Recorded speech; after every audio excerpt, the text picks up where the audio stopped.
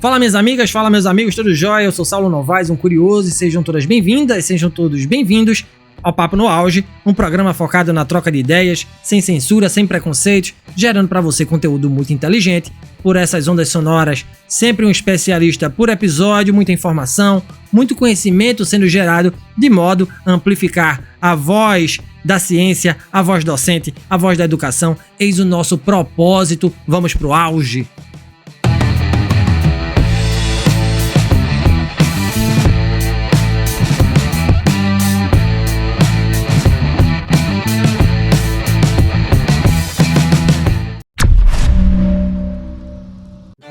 As mulheres não estão totalmente erradas quando rejeitam as regras de vida que são introduzidas no mundo, pois foram os homens que as fizeram, sem elas. Essa é uma frase escrita pelo filósofo renascentista Michel de Montaigne em seus ensaios, gênero literário do qual foi precursor, inclusive, e a despeito de sermos levados a achar que o Montaigne era um lutador voraz das causas feministas nos idos dos 1500, a Simone de Beauvoir joga um balde de água fria quando diz em seu livro O Segundo Sexo que o escritor francês não foi longe o suficiente para lutar pela causa das mulheres, embora a feminista Beauvoir reconhecesse que Montaigne foi um dos raros filósofos que entendeu bem a arbitrariedade e injustiça do quinhão destinado às mulheres.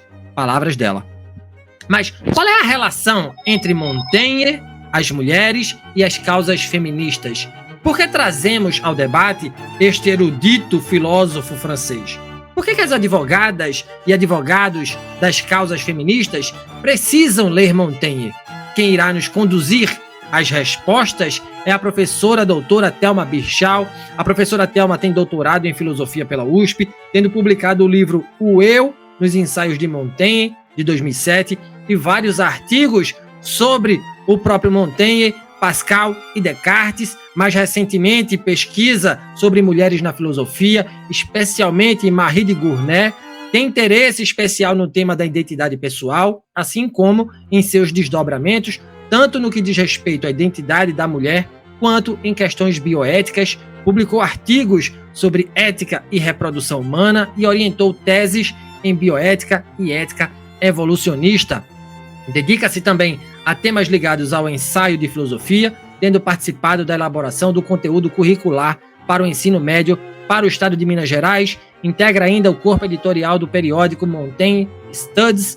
Bem-vinda, professora Thelma, ao Papo no Auge. Que honra ter uma professora, uma pesquisadora do seu gabarito em nosso programa. Para iniciar, professora, é uma pergunta basilar aqui no nosso podcast, né? Quando é que começa o seu interesse pela filosofia, pela docência, pela pesquisa? Bem-vinda novamente, professora Thelma.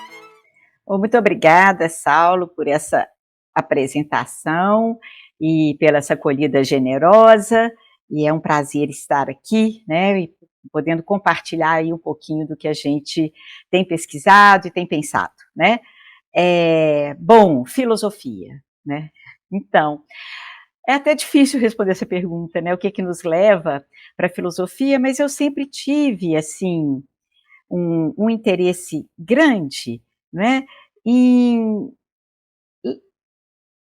Nas letras, né, na cultura, e esse interesse foi assim se revelando também mais e mais a cada vez o interesse pela filosofia. Se eu tivesse assim que resumir, não é? Eu acho que o meu interesse pela filosofia começou por uma questão existencial, né, por uma questão basicamente religiosa, de me perguntar, afinal de contas, o que a gente está fazendo nesse mundo, né? E quais são, assim, quais são as nossas escolhas possíveis e quais... E essa pergunta que os livros, principalmente a literatura, me ajudou não a responder, não é, mas a enriquecer essa pergunta, a torná-la múltipla, a torná-la difícil, né? Porque não é fácil. E eu cheguei à filosofia a partir dessas inquietações, né? Eu diria que hoje a minha resposta, ou a minha, não chega a ser uma resposta, né? A resposta prática, vamos dizer assim, o modo de vida, é, não é propriamente religioso, ele passa por outros caminhos, mas é por aí que a gente chega à filosofia, né? E eu acho que Montaigne foi um grande encontro. Assim, demorou um pouco, eu fui chegar a Montaigne, mas eu já tinha terminado meu mestrado, já tinha, e cheguei a Montaigne via ler Descartes, ler Pascal, ler os outros modernos, e aí de repente eu caio, né, descubro esses ensaios e nunca mais eu saí. Né? Depois que chegou Montaigne, eu diria que é um lugar que eu fiquei, né? Talvez porque ele também seja infinito nesse sentido de não ter fim, de não resolver, né? Não vamos resolver, vamos pensar, vamos enriquecer as nossas perguntas, vamos torná-las talvez mais ricas, mais difíceis, mais diversas, né? Mais múltiplas. Então é isso, assim, se eu posso falar rapidinho. Ah, que bacana. Então, vamos brincar de pensar, de fazer boas perguntas. E por falar nisso, professora, e antes de entrarmos no cerne de nosso Isso, debate aqui, isso. por que a filosofia é colocada de lado nas instituições de ensino, no ensino médio, no ensino superior? Fazer boas perguntas não seria um bom caminho a ser trilhado, professora? É um ótimo caminho, né? Mas eu penso que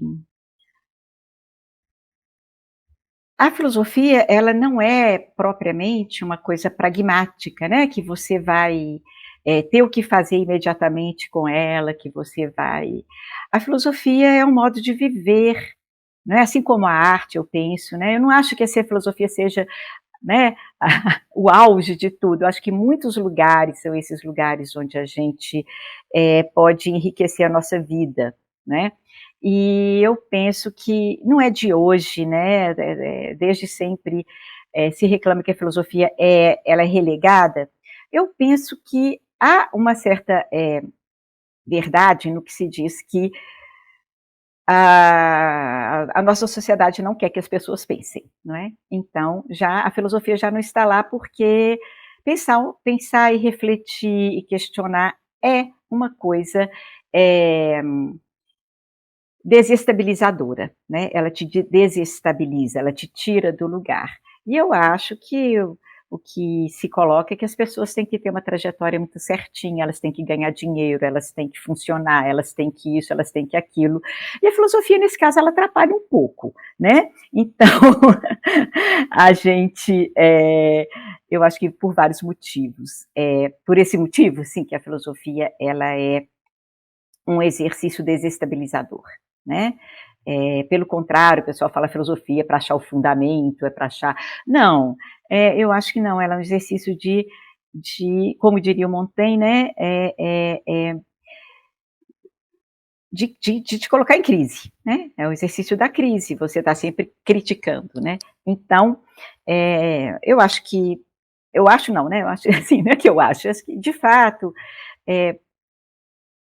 a filosofia como disciplina escolar, primeiro que ela é difícil, ela tem que ser bem dada, ela tem que ser, né, não é qualquer coisa que é filosofia, então a gente precisaria de tempo, de instrumentos, e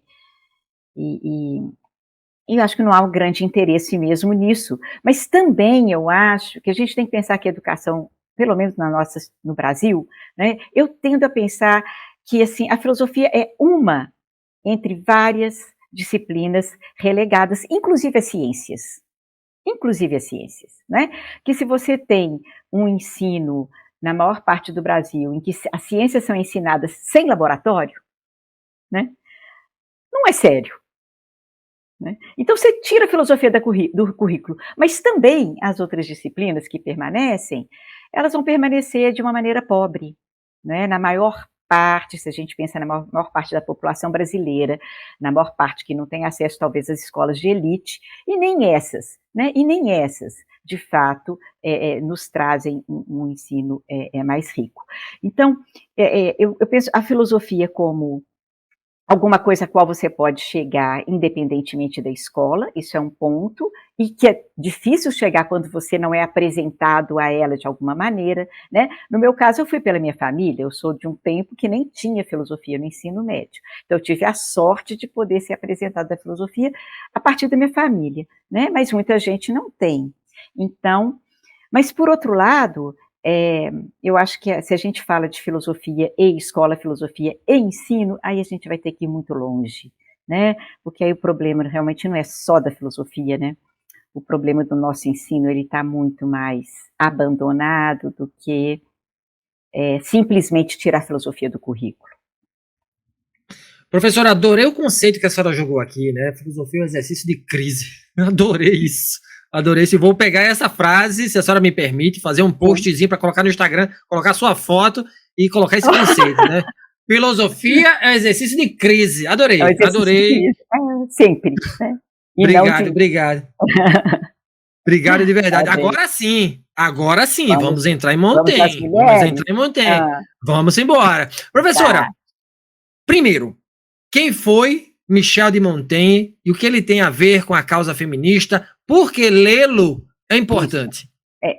Então, boa pergunta. Eu acho que a maior parte dos filósofos não valem a pena ser lidos no que eles dizem sobre as mulheres, certo? O pessoal fala, as mulheres em Kant, as mulheres em Rousseau.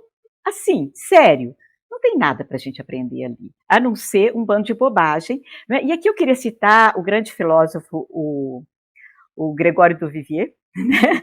Que ele fala uma coisa, ele falou num programa dele, que eu guardei também minha frase: os homens fazem qualquer coisa para não terem que lavar a própria roupa, né? Fariam qualquer coisa. E no caso dos filósofos, né? Então eles fazem qualquer coisa para não ter que lavar a própria roupa, sempre colocaram as mulheres nesse papel, né, de lavar a roupa. Então, no caso dos filósofos, o preço que eles pagam para não lavar a própria roupa é falar um monte de bobagem. Eles são muito inteligentes para falar sobre a fundamentação do conhecimento, do que seja, mas quando chega nas mulheres, é de uma pobreza, né? É de um lugar comum, é de uma coisa tão absurda que não vale a pena. Eu já não interesso o que o Kant disse sobre as mulheres, o que o Nietzsche disse, um monte de bobagem. Bom, há algumas exceções, né? Montaigne é uma delas, eu acho, né? Até por esse caráter bastante ambíguo e contraditório. Parece que do pensamento dele é que ele consegue ver umas coisas muito interessantes em relação às mulheres e, como diz a Simone de Beauvoir, ele não vai até o fim. Claro, porque ele também não quer lavar a própria roupa, né? Então, senão ele iria ter que lavar a roupa dele. Então, por exemplo, então vale a pena ler Montaigne sobre as mulheres. Eu acho que a grande contribuição que ele dá é ao falar do amor erótico. Só, também. Só, porque o resto não vale a pena. Então, vamos falar disso, assim. Ao falar do amor erótico, ele fala que as mulheres não estão totalmente erradas, hein? Olha só, ele não fala que as mulheres são certas. As mulheres não estão totalmente erradas quando elas não aceitam as regras dos homens, porque os homens as fizeram com elas. Fundamentalmente, né? Montaigne está falando aí, por que vale a pena? De que regras ele está falando? Então, eu não respondi a sua primeira pergunta. Vamos voltar. Montaigne é um nobre do século XVI. É aquele cara que, obviamente, não lava a roupa, né? Então, não lava a própria roupa. Mas ele é um nobre do século XVI, então um homem que vive, vamos dizer, daquilo que produz nas suas próprias terras, né? De ser esse nobre que, durante algum tempo, ele prestou os serviços e fez parte do judiciário da cidade de Bordeaux, onde ele nasceu, né, na região de Bordeaux. E depois, quando ele... a vida de Montaigne é outro programa, é outra coisa, né? É uma vida muito interessante, assim, como trajetória. Ele foi educado na tradição humanista, ele aprendeu, a primeira língua que ele aprendeu não foi o francês, foi o latim, né? O pai dele quis que ele aprendesse latim ainda criança, né? Então vamos dizer, a primeira língua que ele aprendeu. Foi educado junto com os livros dos filósofos gregos, latinos, dos historiadores, dos poetas, né? Ele recebeu essa educação humanista do século XVI, a cuja leitura ele voltou quando ele pôde deixar as tarefas, vamos dizer, judiciárias e outras, e ele disse então que iria viver agora no seio das doutas musas, quer dizer, com a poesia, com a filosofia, com a literatura, ele ia ficar lendo os livros dele, né, ali no castelo. De fato, ele não fez isso, ele se ocupou muito da política do seu tempo. É outra coisa muito interessante, o envolvimento de Montaigne com os conflitos religiosos, as guerras de religião. Ele teve uma atuação política muito importante no seu tempo. Mas ele nos deixou esse grande presente que foram os ensaios, né? Os ensaios de Montaigne que são livros, 3 volumes, escritos no período assim de 20 anos, né? Montaigne, eu falo, a sorte dele é que ele não tinha que ter currículo Lattes, né? Então, ele pôde escrever o mesmo livro durante a vida toda, né? Ele foi acrescentando, ele foi enriquecendo o mesmo livro, né? O livro foi engordando com o tempo, assim, é um livro que vai ganhando mais contribuições, porque, né, ele era um nobre e não um professor universitário do sistema CNPq. Eu tô adorando o seu senso de humor. Eu tô adorando o seu senso de humor. Vai ter mais. Então ele escreveu sempre essa maravilha desse livro, que qualquer coisa que eu diga aqui não chega perto, né, do que a experiência de ler Montaigne, né? Então eu convido a todos. Bom, vamos voltar à questão das mulheres, então. Então, hoje eu vou ficar em um ensaio de Montaigne, são capítulos, né? Um capítulo desses inúmeros ensaios, eu sou péssima de memória, se me perguntar quantos, eu não sei, qualquer montaigniano sabe, eu não sei dizer quantos, eu vou ter que olhar de novo nas minhas anotações, não vai dar tempo.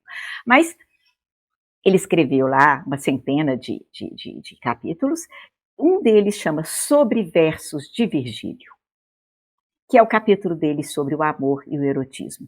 E eu acho que aí é onde ele tem uma contribuição maravilhosa sobre as mulheres, que ele trata a mulher como um ser humano, né? E não como a musa. A mulher, assim, ele tira a mulher daquele lugar, ou daquela mulher inatingível, que é a musa inspiradora, que é aquela mulher, ou daquele lugar que é a esposa, a filha ou a viúva. Então, quando ele fala da mulher como amante, como aquela que vou usar a palavra objeto sem nenhum senso, sem nenhuma, porque a relação amorosa, quando ele fala relação amorosa entre 2 sujeitos, eu penso que o meu telefone tocou aqui, é uma coisa absurda, telefone fixo, eu ainda tenho telefone fixo em casa, imagina. Depois eu edito, prof, nem se preocupe. Tá, telefone. Não posso atender agora, não. Pronto, você edita isso aí. Então, eu estava falando da mulher amante, da mulher por quem o homem está apaixonado e da mulher apaixonada, né? Então, essa mulher é uma mulher interessante, porque é uma mulher de carne e osso, é uma mulher humana, é uma mulher que tem um desejo. Então, a primeira coisa que ele faz contra toda essa ideologia patriarcal, né, é dizer o seguinte: mulheres são seres desejantes. Mulheres têm uma sexualidade, e até, diz ele, tem uma sexualidade muito mais potente do que a dos homens, né? Eles falam que as mulheres as mulheres têm um animal faminto dentro delas, né? Ele falando do desejo feminino, então ele mostra assim, essas mulheres de carne e osso.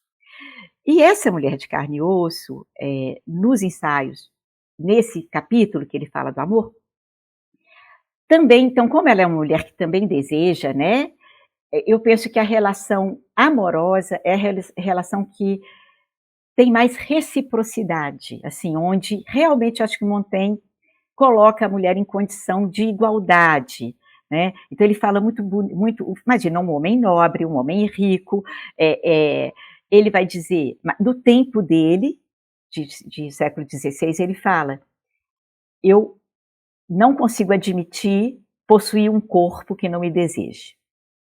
né? Então, a sexualidade sem o desejo da mulher não tem graça, né? Então, não é essa sexualidade embora ele use muito a linguagem da conquista, né, como se assim, vai conquistar a mulher como uma espécie de guerra, mas é a sedução, né? Ele está falando de conquista, ele está falando da sedução, desse jogo da sedução.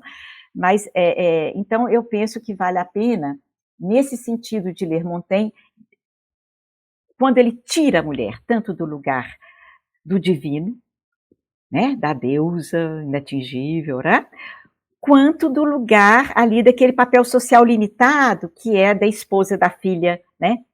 Nós vamos voltar a falar disso, né? Aí, quando ele vai falar da esposa da filha, ele fica convencional de novo, etc. Mas é muito interessante. Bom, por outro lado, eu acho que a grande figura que aparece nesse ensaio é a figura do masculino, também como uma figura fragilizada, né? É uma figura fragilizada pelo próprio erotismo, né? Quando ele fala que Cupido é um deus ciumento, ele não admite nada acima dele, né? Homens e mulheres se submetem ao jogo do amor.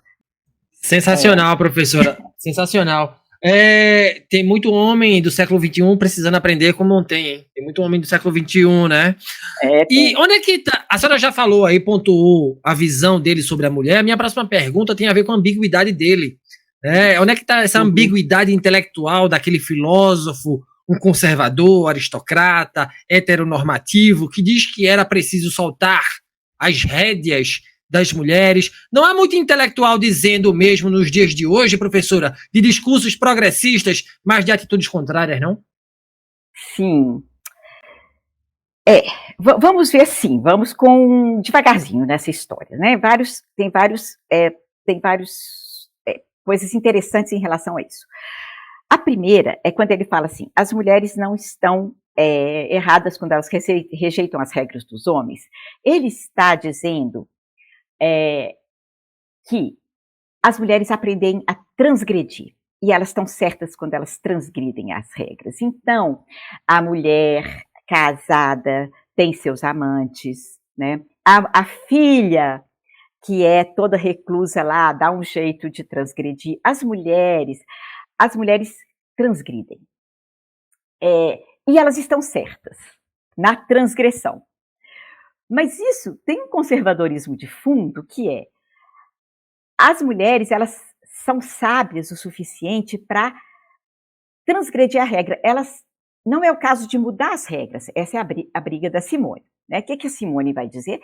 Bom, nós temos que mudar as regras. Vamos mudar as regras, né? Então, que regras são essas? Quais são as regras que os homens fizeram?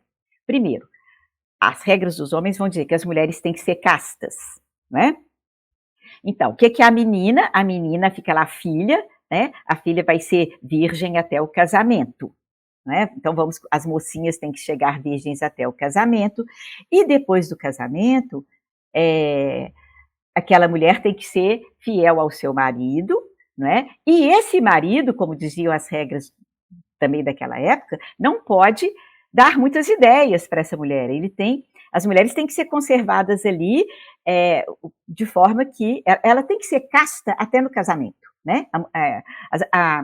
Isso era uma regra de Aristóteles e de vários padres da igreja, que o próprio Montaigne aceita, que dentro do casamento,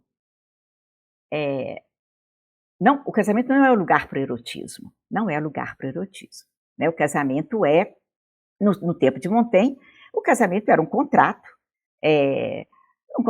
no qual estava em jogo a herança, né? Os filhos e a herança. O casamento era uma coisa, diz Montaigne, o casamento a gente faz para os outros, para a sociedade. Os nossos amores a gente tem para a gente mesmo, né? E essa dualidade entre o casamento e a vida erótica é uma regra do tempo de Montaigne, né, que ele aceita como uma boa regra, em princípio, tá? Ele fala que o casamento nunca se sustenta no amor, na paixão erótica, porque, vou voltar a isso depois, é muita coisa, né? Mas porque a paixão erótica, ela é passageira, né? O desejo é passageiro. O amor erótico, ele é alguma coisa que acaba no que... Ele fala, a sua realização também é a sua morte. A realização do desejo é a morte do desejo. A gente pode voltar se ele tem razão ou não nisso, mas assim, ele tem essa ideia um pouco platônica do desejo, que desejo é comandado pela falta, né? Você só deseja quando te falta. Quando não te falta mais, você para de desejar. Por isso que os maridos não desejam suas esposas, porque elas estão lá disponíveis. Eles vão desejar outras mulheres, né? Então, isso era uma regra, e a mulher também, dentro do casamento, ela era mal vista, né? A mulher tem que se conservar casta, até dentro do casamento. E aí ele fala, essas regras são absurdas. Por outro lado, olhando do ponto de vista feminino, essas regras da castidade condenam as mulheres a não viver a sua sexualidade, condenam as mulheres, isso é causa de uma injustiça profunda. Há uma injustiça profunda nessas regras dos homens. E qual que é o remédio? Transgressão, né? Nunca Montaigne vai falar, vamos mudar as regras agora, não precisa mais de casar virgem, não precisa, vamos... Não. Mas as mulheres são sábias o suficiente para transgredirem essas regras, né? E elas têm razão. Ponto, né? Mas nisso, Montaigne está mostrando também a fragilidade dessas regras. Elas são feitas e todo mundo sabe que elas não funcionam, né? Então, são regras feitas justamente para não funcionar, mas elas estão lá porque elas são regras para os homens. Tendo em vista a manutenção da superioridade ou do lugar masculino, né? Porque... E aí é muito interessante também o outro lado da regra. Ele vai dizer, muito interessante, ele vai dizer assim, essas regras dos homens, na verdade, são regras da própria Vênus, do próprio amor. Justamente porque o amor erótico necessita da dificuldade. O erotismo necessita. E aí, essa dificuldade de alcançar essa mulher que é difícil, né? Essa mulher que exatamente, né? Tem que se conservar naquele lugar assim de quem vai ser conquistada, de quem se vende caro, de quem essa mulher. Essa regra é feita justamente para manter o desejo masculino. Né? E é isso que ele percebe, né? Que as regras são injustas para a mulher, porque ela, no fundo, toda a negativa das mulheres, toda a dificuldade, né, de conquistar uma mulher, ela é aquilo que alimenta o desejo do homem. Então, ele vai dizer, os indígenas, tá todo mundo pelado, não tem... Isso não é erótico, isso não é... O que é erótico é justamente, ele vai dizer, o pudor, né?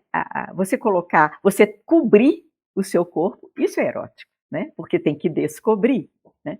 Então, toda essa ambiguidade das regras amorosas e das regras do seu tempo, mas eu creio que essas regras, elas ainda existam, não é?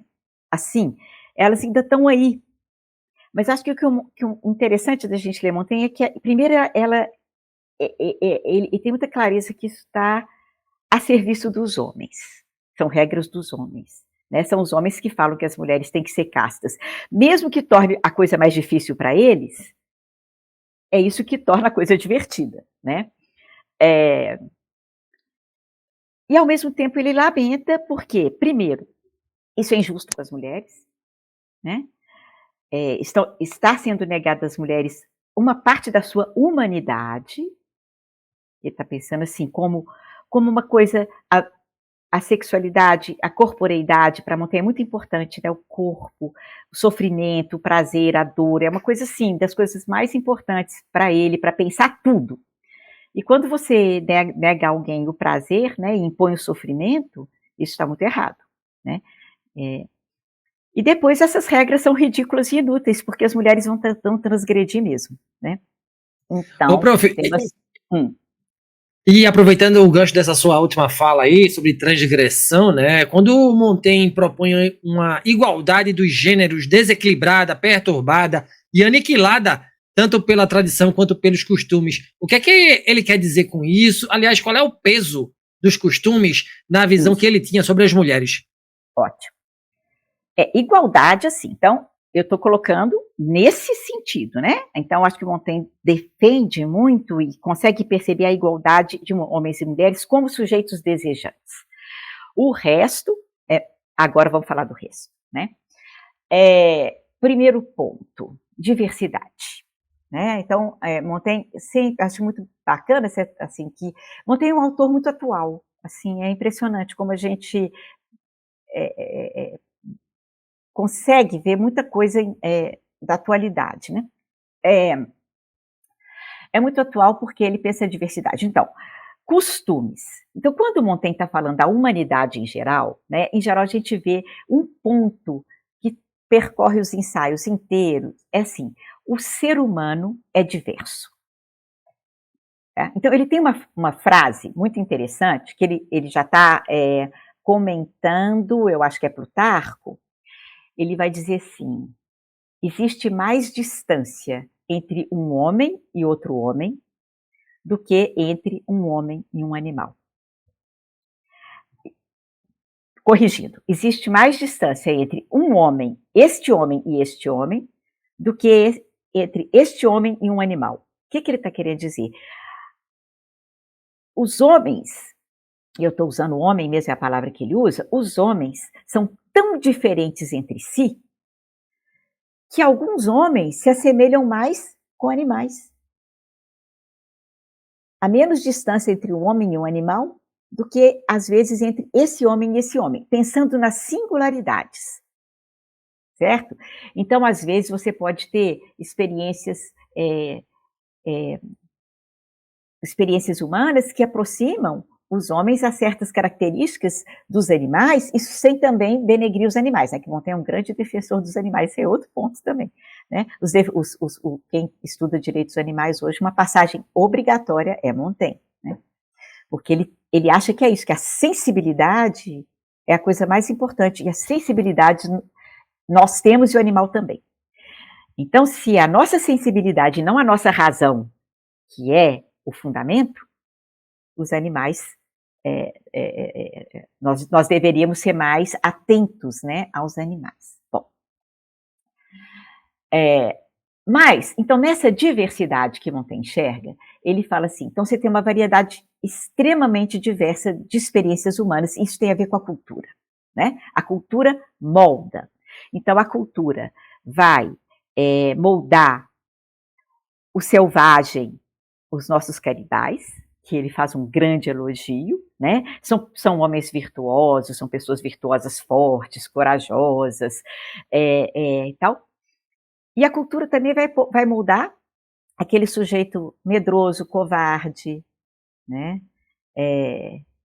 Cruel. A cultura molda. Então, a cultura molda uma diversidade humana que ele vai dizer que assim, o gênero humano é quase que uma palavra. Ele fala assim, né? Não importa a diversidade de folhas, a gente envolve tudo com o nome de alface. Né? A gente chama tudo de ser humano, só que tem uma quantidade de coisa diferente lá dentro, mas a gente convenciona chamar, digamos, né? Eu gosto dessa ideia você enrola tudo e chama de alface, né? Uma maneira de simplificar. Então, dizer ser humano é uma maneira de simplificar uma realidade diversa, e nós não vamos encontrar uma essência, que define esse ser humano. Mas, de fato, ele está falando dos homens. Isso é inconsciente quase que na filosofia, né?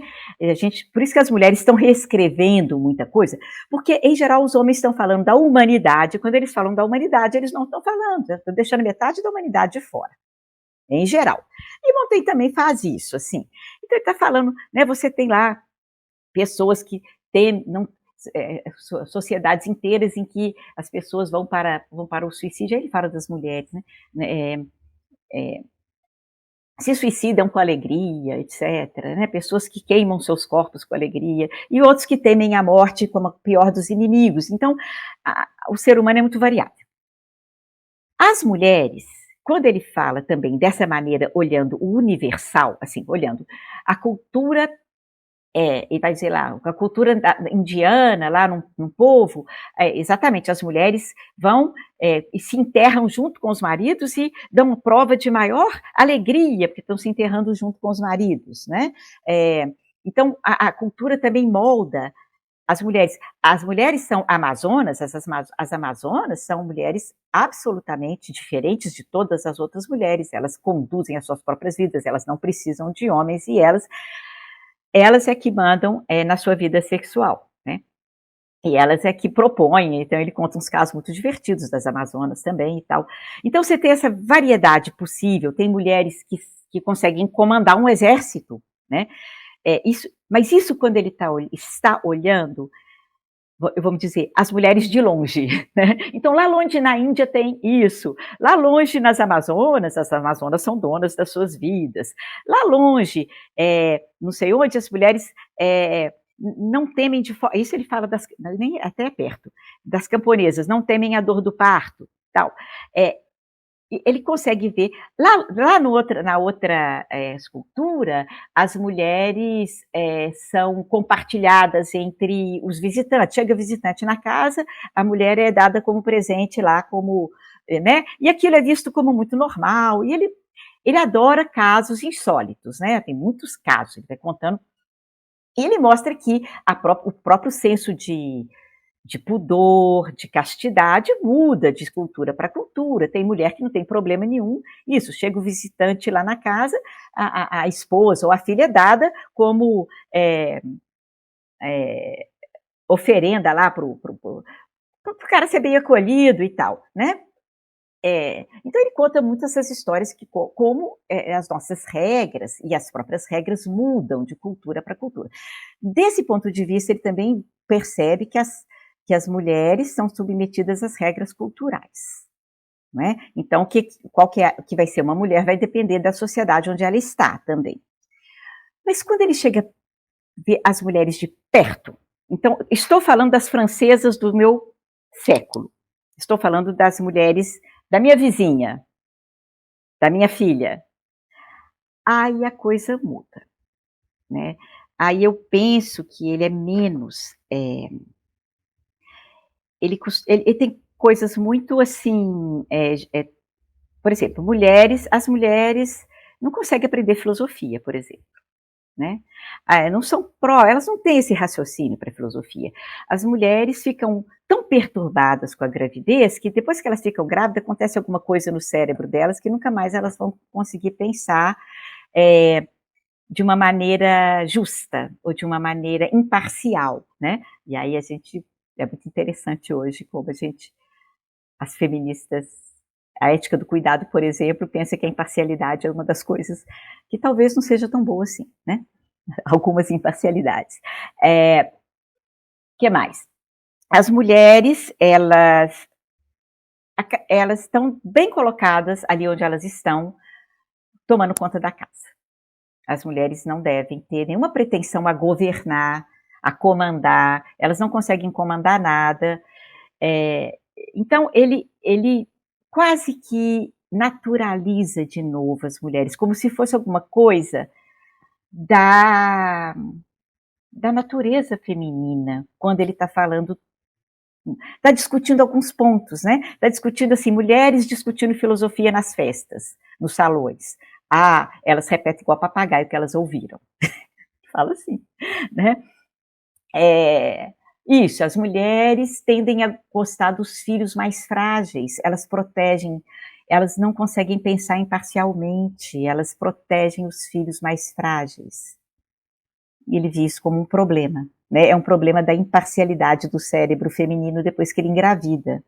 E por aí vai. eu fiquei catando essas coisas, sabe? Para poder entender como é difícil para ele perceber que se as mulheres estão condenadas ao lar, né? E Marie de Gournay, no mesmo tempo dele, na mesma época, vai dizer, né, que as mulheres estão assim porque elas não foram para a escola, né? É claro que a mulher não vai. No geral, as mulheres não são educadas, e a Marie de Gournay, que é discípula e grande admiradora de Montaigne, vai questionar isso, vai falar, o Montaigne não viu como que a educação é importante nesse caso, apesar, né, de em vários lugares outros, essa ambiguidade dele, ele mostrar que nós somos frutos da educação, nós somos fruto da... mas quando chega para falar da mulher, parece que ele esquece, né? Eu diria só que ele não quer lavar a própria roupa, né? Assim, porque aí, se as mulheres pararem de tomar conta da casa, daí quem é que vai lavar a roupa? Como é que vai ser o negócio, né? Como é que nós vamos dividir essa história, né? Pois Então, é. eu acho que assim, a questão é essa, né? Ô, prof, eu não sei, é muita coisa, né? Não, assim, é muito insight e tem, assim, a gente vai fazendo, a partir da visão de Montaigne, a gente vai colocando, né, a nossa visão atual, a nossa concepção, as nossas concepções de sociedade, de visão de mulheres, enfim. E a minha próxima pergunta é uma pergunta retórica, eu sei já qual vai ser a resposta, mas eu vou fazê-la, tá?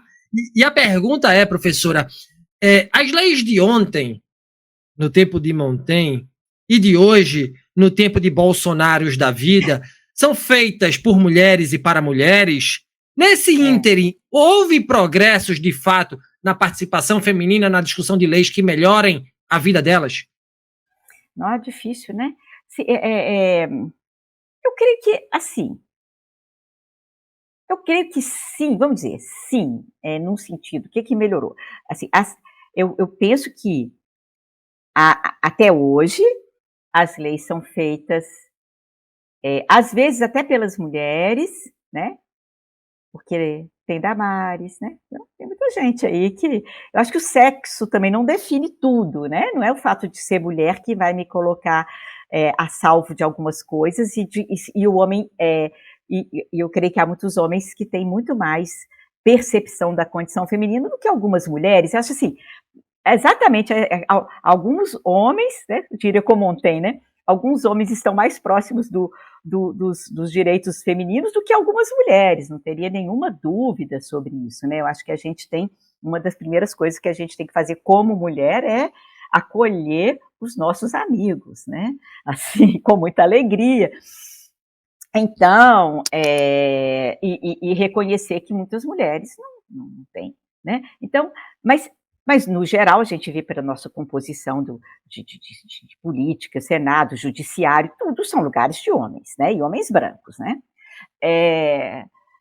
E essas leis continuam sendo feitas para os homens, sim, para manter o privilégio que resta ou reconquistar o privilégio que foi perdido, né? É muito difícil você ter uma mudança, a gente vê até nessa questão toda como essa questão da interrupção da gravidez é um ponto tão sensível, do qual não se fala, né? Não se pode falar, é muito difícil. E outras leis, né? Por que você não tem licença paternidade? Né? O mundo só vai melhorar para as mulheres profissionalmente no dia que tiver licença paternidade. Por quê? Fala assim, se der licença maternidade para a mulher,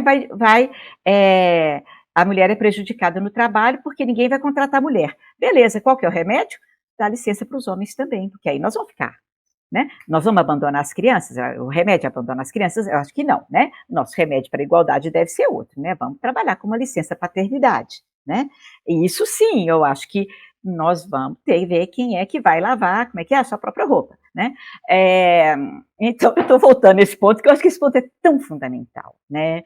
E ele também no Brasil não é só uma questão de homens e mulheres, é uma questão de classe social, uma questão das mulheres que as mulheres mais pobres, as mulheres negras que assumem o trabalho, né, das famílias, né, do trabalho, né, se a mulher branca de classe média pode trabalhar, estudar, é porque tem uma outra mulher lavando a roupa, né? Não é um homem, em geral, é uma outra mulher lavando a roupa. Então, tudo isso a gente tem que pensar.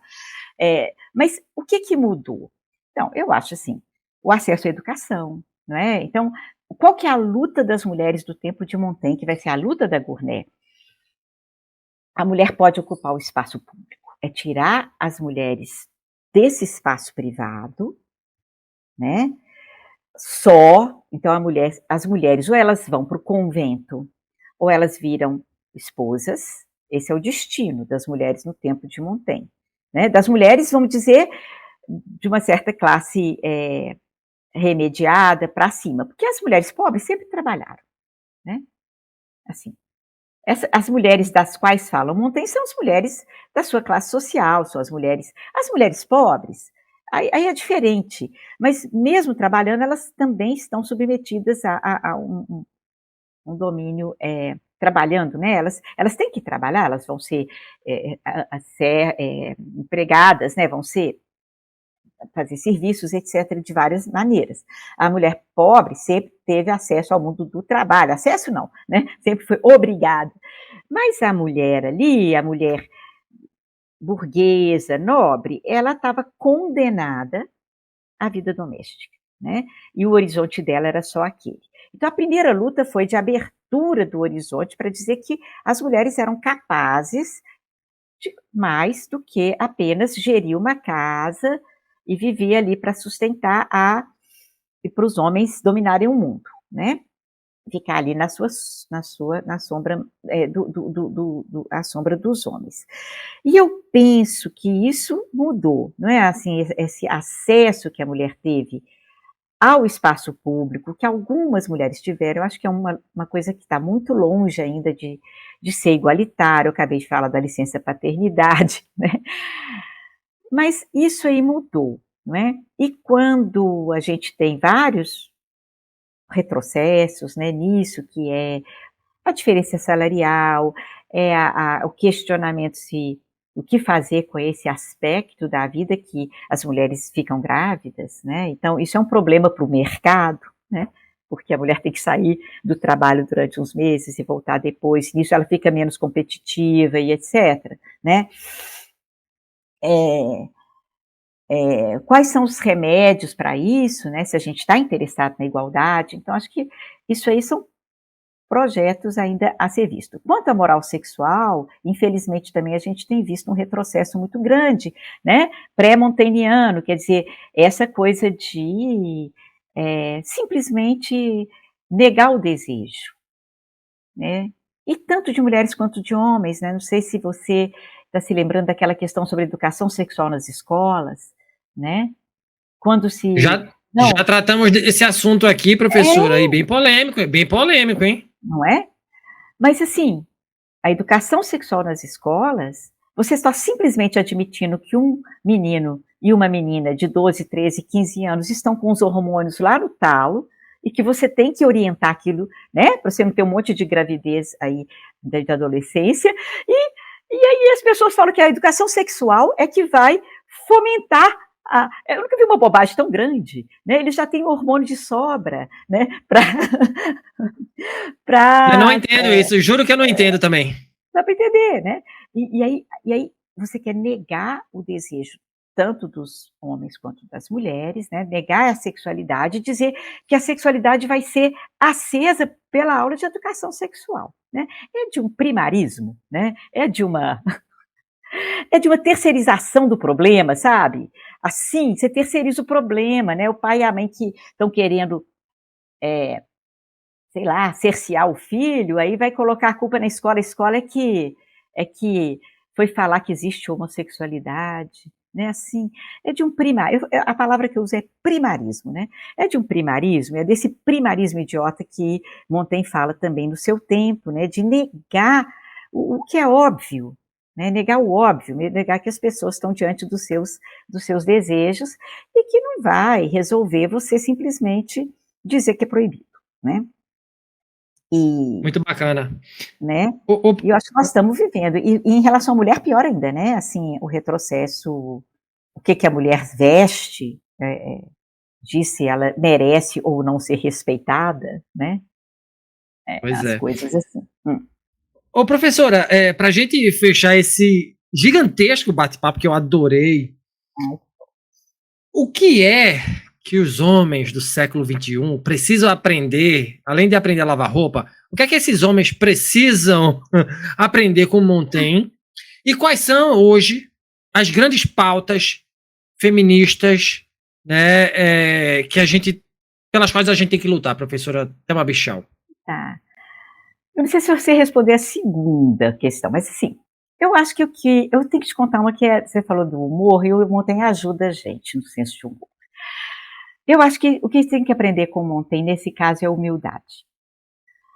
Ele fala uma coisa muito interessante, né, que eu já falei assim, que a humildade diante da nossa humanidade comum, que homens e mulheres passam por elas, né, e que a humildade diante da força de Eros, né, diante da paixão, e ele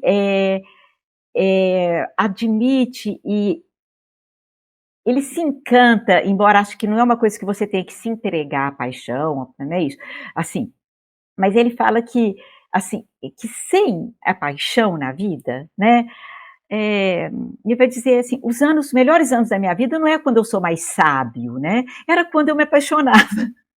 Esses são os meus anos mais maravilhosos, os anos da minha juventude, o ano que eu ficava encantado com as mulheres, que elas me colocavam ali totalmente, me punham em movimento, né? Me punham em movimento, assim, as mulheres me... Agora eu estou um velho, decrépito, coisa chata, eu sou um sujeito virtuoso, mas que vantagem que Maria leva, né? Eu sou virtuoso por fraqueza, né? E não por força. Então, essa coisa da humildade, aí tem uma coisa muito interessante. E a humildade diante das mulheres também, a humildade diante do amor, né? Como uma força que está um pouco... cujas leis estão acima das regras dos homens, né? Isso, né? As leis estão acima das regras dos homens. Acha que você vai controlar tudo? Não vai controlar tudo, né? E depois, ele fala da humildade em relação às mulheres. E nesse verso de Virgílio, ele fala assim, as minhas amantes, né, que ele está contando os casos da vida pregressa dele, que ele teve os seus casos, e em geral são casos ocultos, são casos clandestinos, né? Existe muita a coisa da relação clandestina, porque a relação é clandestina, a relação erótica, para o Montaigne tem que ser clandestina, né? Porque, exatamente, o casamento não tem graça nenhuma. Então, eu esqueci outro ponto, eu fiz um blog sobre Montaigne e o casamento,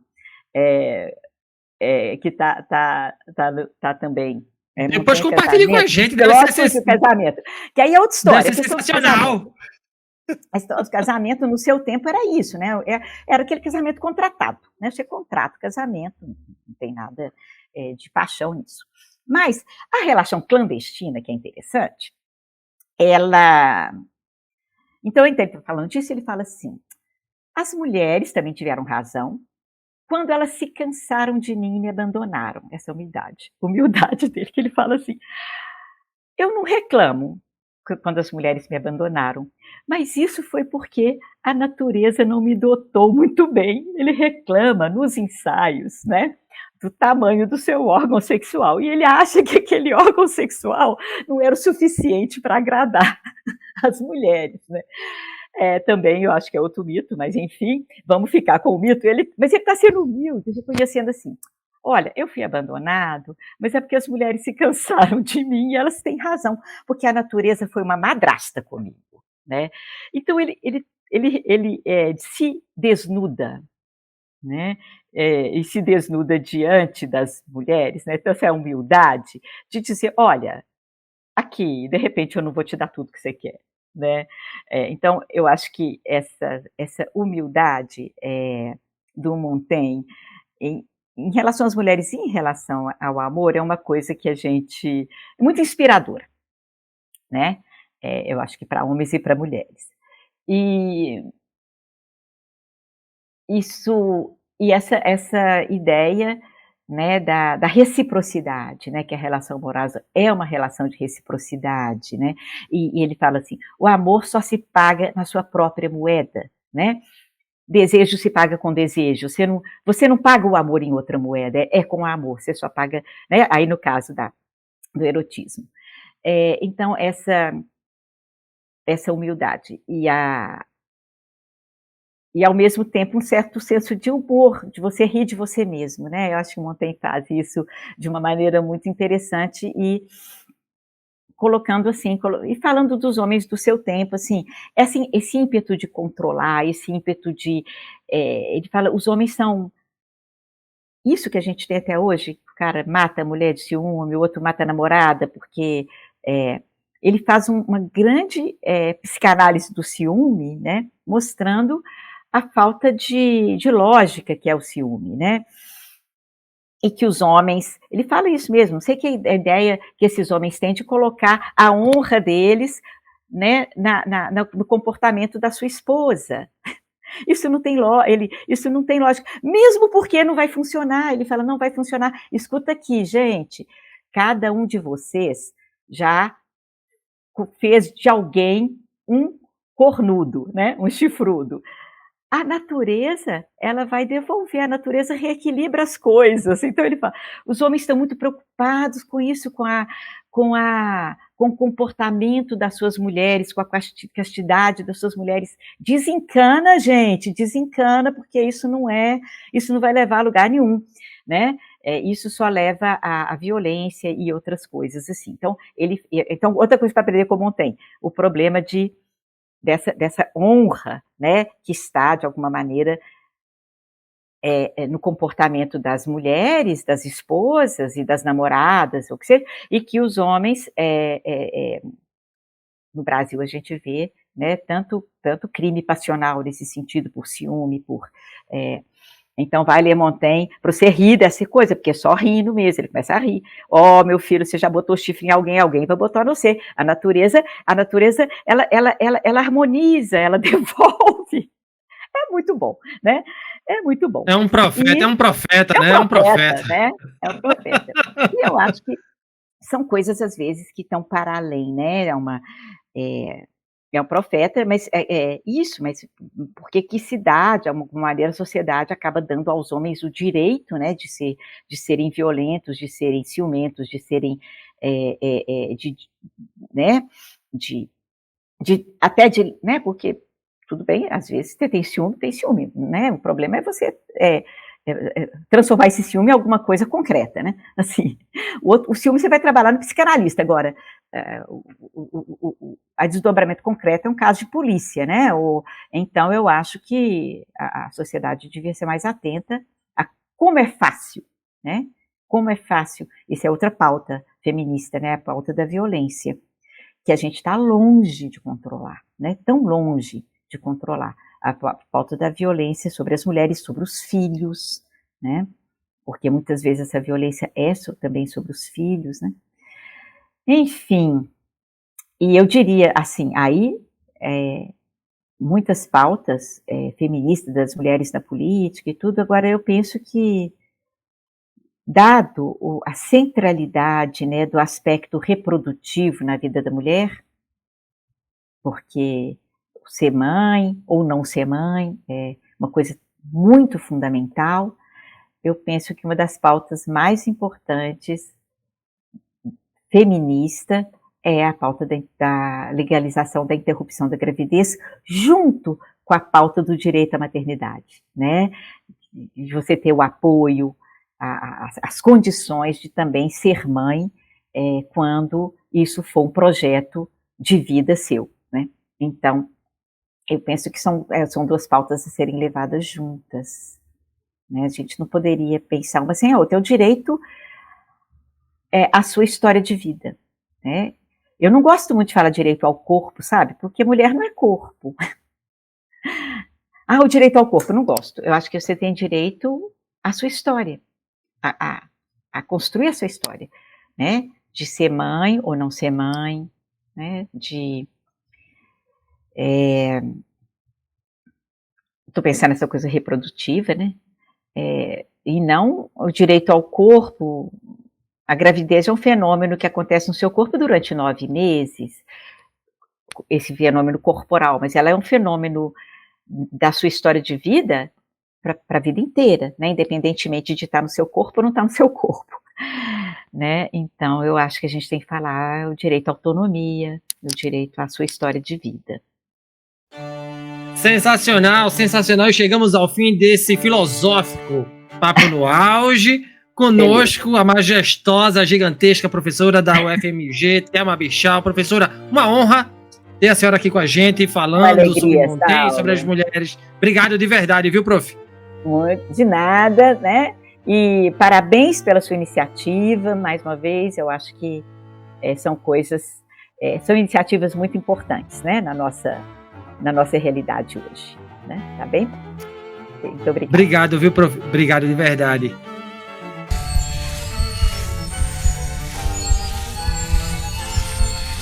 E se você gostou desse conteúdo, não esqueça de avaliar o podcast Papo no Auge nos agregadores de áudio, nos siga nas mídias sociais, no Instagram, @Papo no Auge, no LinkedIn, Saulo Novaes.